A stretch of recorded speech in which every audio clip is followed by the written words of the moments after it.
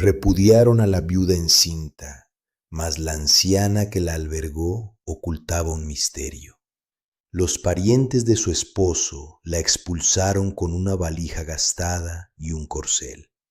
Lo que ignoraban es que aquel equino la conduciría justo a donde precisaba llegar, y lo que le aguardaba al concluir el sendero los dejaría a todos boquiabiertos. Bienvenidos, y comenten desde qué rincón de México o de dónde observan esta trama. Suscríbanse a Relatos de Juan Carlos para no extraviar ninguna narración. Su nombre era Silvana Dueñas de Montiel, viuda a sus 24 años, con casi 8 meses de gestación y una familia política que no había aguardado ni a que se secara el lodo sobre la sepultura de su marido para indicarle que ya no era grata. Ernesto Montiel había perecido por un impacto en el cráneo. Se precipitó del tejado que arreglaba un martes de octubre, solitario, sin que nadie lo notara caer. Lo hallaron al anochecer y para el instante en que arribó el doctor del poblado ya no había opciones. Silvana no logró siquiera chillar cuando se lo revelaron. Únicamente permaneció plantada en el acceso de la vivienda, con las manos sobre el abdomen y el universo girando a su alrededor sin lograr frenarlo. Contaba con 7 meses de preñez. Ernesto llevaba semanas pidiéndole que se preservara, que reposara, que él se haría cargo de todo. Él se encargó de fallecer. Los Montiel resultaban una estirpe de finca, de esas que ostentan predios y apellido y asumen que con ello basta para creerse superiores a los demás. Don Rosendo, el suegro, era un individuo de escasos vocablos y de menores afectos. Doña Amparo, la suegra, era de aquellas que ríen de frente y hunden el puñal por la retaguardia. Los cuñados, Héctor y Bulmaro, jamás habían estimado a Silvana desde la jornada inicial, pues Ernesto la había traído de lejos, de una pequeña villa a 2 horas de trayecto, sin solicitar autorización. 3 semanas posteriores al sepelio, doña Amparo ingresó a la habitación donde Silvana pernoctaba, colocó un asiento junto al lecho y se acomodó con ese estilo suyo, de quien ya determinó todo antes de articular palabra. «Esta residencia va a requerir la alcoba», exclamó. «Héctor contrae nupcias en enero». Silvana la observó. «Estoy encinta, doña Amparo». «Lo comprendo, por ello te aviso con antelación». No existieron más frases, ni justificaciones, ni perdones. No hubo nada. Únicamente esa voz gélida y ese asiento arrimado al catre, como si el diálogo ya se hubiera concluido antes de iniciar. Silvana demoró 4 jornadas en guardar sus pertenencias. No poseía demasiado. Las prendas cabían en la gastada maleta de cartón que había portado al desposarse. Unos retratos de Ernesto, su camándula, una manta de lana que su progenitora le obsequió como memoria. Doña Amparo no asomó para decirle adiós. Don Rosendo menos. Y Bulmaro le entregó los arreos del equino en el corral sin observarla a la cara. El alazán le pertenecía a Ernesto, mencionó secamente y se adentró en la morada. El corcel se nombraba Lucero. Era alazán, de pelaje sombrío, dócil aunque vigoroso, con esa actitud serena de las bestias que han recibido buen trato. Ernesto lo apreciaba bastante, lo peinaba cada amanecer previo a marcharse a laborar y le susurraba como si la criatura comprendiese cada término.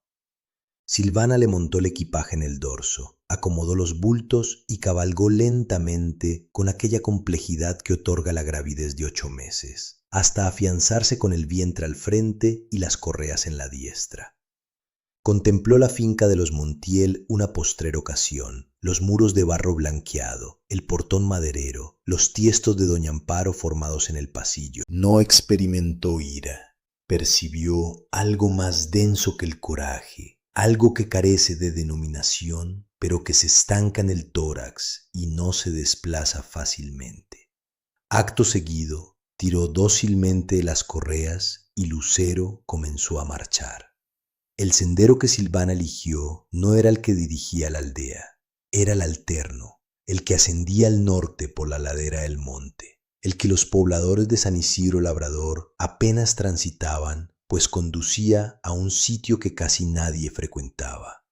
Guiaba hasta la cabaña de Nana Concha, Concepción Xitle Ruiz. De este modo se nombraba la abuela paterna de Ernesto, si bien en la hacienda nadie la mencionaba por su apelativo íntegro. Para los Montiel resultaba la vieja india, expresado siempre en murmullos, con ese desdén que no requiere de alaridos para lastimar. Don Rosendo era descendiente de ella, pero la había suprimido de su memoria como quien arranca un folio de un texto. Aseguraba que su progenitora había perecido en su niñez, lo cual era una falsedad. Nana Concha habitaba a 3 horas de travesía rumbo a la colina, en una morada diminuta que había edificado con sus propias palmas décadas atrás, cuando los Montiel la habían segregado de su propio vástago debido a que deshonraba al linaje. Ernesto la había contactado de adulto por azares del destino, cuando un pastor de la sierra le comentó que existía una anciana Ruiz residiendo aislada en la cima norte. Acudió a buscarla por intriga y descubrió a su abuela. A partir de ese instante la frecuentaba en la clandestinidad, sin informarle a nadie del clan, y la había llevado a tratar a Silvana 2 años antes de expirar. Silvana no había borrado aquella reunión. Nana Concha rondaba los 70 años, de postura erguida pese a las adversidades, cabellera cana entrelazada con cintas coloridas, pupilas oscuras y vivaces que escrutaban sin desvíos. Se comunicaba en castellano, con la tonada sutil de quien se crió empleando el zapoteco y asimiló la otra lengua posteriormente. Cuando Ernesto las enlazó, Nana Concha la había examinado por un instante prolongado y enseguida le había sujetado las manos sin pedir consentimiento. Tú estarás a salvo, le había expresado. Mi nieto escogió acertadamente. Silvana ignoraba el motivo por el cual rememoraba aquello ahora, pero lo evocaba. La ruta se elevaba entre mezquites, teniendo la elevación a la diestra y la llanura despejada a la siniestra. El astro matutino impactaba de costado, templado aún, haciendo relucir la hierba reseca. Lucero avanzaba sin prisa, afirmando sus pasos en la senda polvorienta, y Silvana le permitía avanzar a su compás con las palmas relajadas sobre las correas. El vientre le resultaba pesado. El equipaje impactaba levemente contra el dorso del corcel a cada tranco. Silvana sostenía una mano en las bridas y la opuesta descansando en su vientre, percibiendo al infante agitarse, un bamboleo que en las jornadas recientes se había tornado más vigoroso, más persistente, cual si la criatura también presintiera que algo acontecía. Arribó a la morada de Nana Concha rebasado el mediodía. Trataba de una edificación reducida de barro y rocas, con cubierta de teja oscura y un pasillo estrecho al frente donde pendían manojos de vegetación deshidratada, chile ancho, epazote y ramas de romero. Un campardo reposaba en el pórtico. En el corral lucía un huerto organizado con líneas de quelite, cilantro y tomate, y más hacia el fondo un árbol de tejocote corpulento que brindaba una sombra generosa. Nana Concha permanecía sentada en el pasillo hilando. Al percibir las pezuñas de Lucero, alzó la mirada. No se asombró, sencillamente apoyó el telar en su regazo y aguardó, mientras Silvana descendía del caballo con lentitud. Le resultó más complicado de lo previsto debido a su abultado abdomen, y precisó sostenerse del lomo del equino para no extraviar la estabilidad. Al posar las plantas en la tierra, permaneció quieta frente a la entrada con la valija en su mano, dudando sobre qué pronunciar. Nana Concha se incorporó, atravesó el patio serenamente, abrió la reja y la contempló. Observó su gestación, revisó la maleta, escudriñó las pupilas de Silvana, que portaban aquel tono rojizo de quien ha derramado mucho llanto y ya carece de lágrimas. Lo comprendo, susurró Nana Concha. Ya me enteré de lo de Ernesto. Silvana separó los labios, pero no emergió sonido alguno.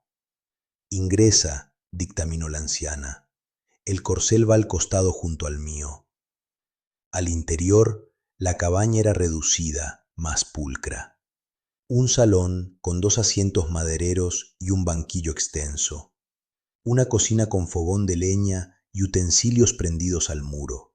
Una alcoba en la parte trasera, con el catre bien arreglado, todo aseado, todo en su sitio, con esa armonía de quien reside en soledad y protege lo escaso que posee, pues comprende el sacrificio de obtenerlo.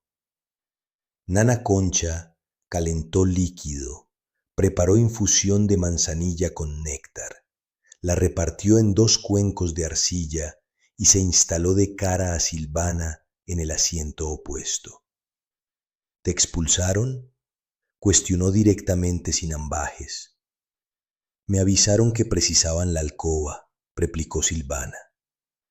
Nana Concha cabeció lentamente, no con asombro, sino con la mímica de quien ya domina aquel relato, dado que lo experimentó primero. Los Montiel operan así desde la eternidad, comentó. Se sirven de las personas y posteriormente las desechan como se tira la inmundicia. A mi persona le aplicaron idéntico trato. Silvana ingirió el brebaje. Se encontraba cálido y meloso, y le reconfortó las entrañas vacías. Carezco de un sitio a donde marchar, Nana Concha, exclamó. Mis parientes residen lejos, y no cuento con fondos para la travesía. Únicamente contaba con Ernesto. La anciana la escrutó por un instante. Aquí te instalas, resolvió. La alcoba es tuya. El infante nacerá aquí si resulta preciso. No conformaba una interrogante ni una propuesta que aguardase gratitud. Se trataba de una sentencia, al igual que todos los dictámenes que emitían Nana Concha, frontal y rotunda como su esencia. Silvana percibió que algo se fracturaba en su interior, pero de aquella forma positiva en que estallan las ataduras que se hallaban excesivamente tensas. Asintió en mutismo. Las jornadas venideras transcurrieron en una quietud peculiar. La paz de 2 damas que han extraviado demasiado y comprendieron a no malgastar lo que perdura. Silvana abría los ojos con el resplandor de la aurora, cuando la colina aún transpiraba fango mojado de la madrugada y las aves comenzaban a agitarse en el tejocote. Nana Concha ya se encontraba activa siempre previo al sol, avivando el fuego con aquella costumbre suya de elaborar sus tareas sin premura y sin bullicio. El café de recipiente hervía en el fogón de troncos. El aroma colmaba la cabaña diminuta y escapaba por la entrada semiabierta hasta el pasillo. Ingerían sus alimentos matutinos acompañadas sin articular mucha charla. No resultaba un mutismo molesto. Se trataba de la reserva de 2 individuos que ya no precisan atiborrar el ambiente de frases para percibirse respaldadas. Al concluir la comida, Nana Concha le instruyó a Silvana sobre los brotes del huerto, cuál funcionaba para qué propósito, de qué manera se elaboraba la infusión para las molestias de la gestación, qué follaje se aplicaba en el abdomen cuando la criatura venía mal posicionada, de qué modo se efectuaba el baño de vapor con hierba santa para mitigar la fatiga de los meses finales. Exponía sobre dichos temas con aquella potestad pacífica de quien se instruyó de su propia abuela y de los ancestros de ésta, una sabiduría que los Montiel jamás habían anhelado mirar, porque arribaba empaquetada en idioma zapoteco y palmas oscuras. Silvana atendía todo, asimilaba, asimiló a sí mismo a descifrar el clima observando la colina, cómo se teñían las nubes al aproximarse la tormenta, qué fragancia arrastraba la ventisca norteña. Se instruyó en la preparación del nixtamal en el alba para que las tortillas resultaran perfectas. Aprendió a sanar la extremidad del lucero cuando le aquejaba una pata frontal, aplicando un emplasto que Nana Concha elaboraba con arcilla y penca de sábila. En el ocaso, Silvana colaboraba en el cultivo. Se agachaba con esfuerzo, con el vientre inmenso y los talones abultados, y retiraba la maleza lentamente con esa obstinación de quien precisa notar que aún logra efectuar una labor provechosa. Nana Concha la contemplaba sin mencionar palabra, mas ocasionalmente le arrimaba una roca lisa para que tomara asiento y reposara. En las penumbras se acomodaban en el pasillo. Nana Concha hilaba, Silvana remendaba prendas o sencillamente se mantenía con las palmas en su vientre, contemplando el firmamento que en la montaña lucía más vasto y más colmado de astros que en ningún otro paraje que hubiese visitado. Dialogaban sobre Ernesto. Nana Concha lo evocaba de infante antes de que don Rosendo la excluyera de su existencia. Rememoraba cómo trotaba a la sierra a cazar reptiles, cuánto le agradaba el tejocote picante, cómo cuestionaba el motivo por el que los luceros no se desplomaban. Narraba dichos episodios en susurros con una mueca de alegría que le transformaba el semblante, y Silvana prestaba oído y derramaba lágrimas en sigilo, puesto que era el único modo que poseía de continuar tratándolo ahora que ya se había marchado. Ocurrió en una de aquellas veladas que Nana Concha pausó el telar en su regazo y se mantuvo observando el terreno un lapso extenso sin pronunciar sílaba. Silvana la escrutó. ¿Se encuentra bien, Nana? La anciana no replicó enseguida. Lucía como si estuviese asumiendo una resolución que llevaba bastantes días aplazando. Ernesto acudió a visitarme, soltó finalmente. 3 semanas previo a su deceso. Silvana se paralizó. Acudió solitario, a hurtadillas como era su costumbre, mas en esa ocasión se notaba distinto, más taciturno.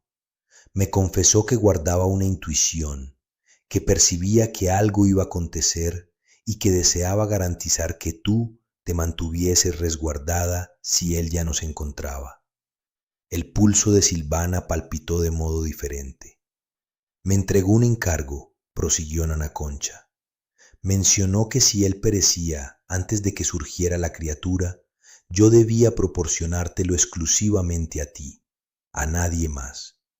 Se incorporó lentamente, ingresó a la morada. Silvana percibió sus pisadas en la alcoba trasera, el sonido de un objeto trasladándose, maderas friccionando. Cuando Nana Concha retornó, portaba entre sus palmas un cofre metálico, no muy grande, de la dimensión de un envase de calzado, barnizado de tono oscuro y bloqueado con un cerrojo chico. Lo situó en el tablón en medio de ambas. El llavín, indicó Nana Concha, me lo confirió de igual manera. Extrajo de la bolsa de su mandil una llavecita de metal sombrío, amarrada con una hebra de lana escarlata. Silvana inspeccionó el cofre, revisó el llavín. Sus extremidades trepidaban al cogerla. ¿Usted conoce qué guarda en su interior?, interrogó. Negativo, contestó Nana Concha. Ernesto aseguró que se trataba de un asunto entre él y tú. Silvana insertó la llave. El cerrojo cedió con un chasquido sutil. Elevó la cubierta. En el interior reposaban legajos plegados meticulosamente, un envoltorio sellado con su denominación trazada a pulso con la caligrafía de Ernesto, y en el fondo una libreta menuda de cubierta esmeralda. Agarró el envoltorio en primer lugar, lo rasgó lentamente. Era una misiva, 3 folios repletos de aquella escritura suya, apiñada y recta, que Silvana dominaba de memoria. La repasó en mutismo. Nana Concha no formuló preguntas, sencillamente aguardó con las palmas entrelazadas en su regazo. Cuando Silvana concluyó la lectura, lucía los pómulos empapados y la boca tensa. Dobló los folios meticulosamente, los almacenó en la envoltura y la oprimió contra su pecho un instante. ¿Qué redacta?, inquirió Nana Concha en un susurro. Silvana inhaló profundamente. Redacta que me adoraba, contestó, y redacta que me heredó el predio. Nana Concha arrugó la frente. ¿Cuál predio? Silvana cogió los legajos que reposaban bajo el envoltorio y los extendió sobre el tablón. Resultaban ser actas, títulos de propiedad, folios con timbres gubernamentales y rúbricas. Los fue analizando lentamente, con el pulso tembloroso. Ernesto había adquirido terreno, no en exceso, mas tierra propia registrada a su título, saldada en sigilo a lo largo de 3 años, con el capital que preservaba de sus labores, sin notificarle absolutamente nada a su clan. 42 hectáreas en la cima norte, limitando con la propiedad de Nana Concha, suelo fértil, con líquido de riachuelo y vegetación útil, y se encontraba bajo el registro de Silvana. Él lo había ejecutado de ese modo desde el inicio, mediante un fedatario de la metrópoli, apartado de las pupilas de don Rosendo. En el cuadernillo esmeralda se encontraban los vínculos, la denominación del fedatario, la cifra del título, el apelativo de la entidad financiera donde existía un fondo con capital vasto para edificar.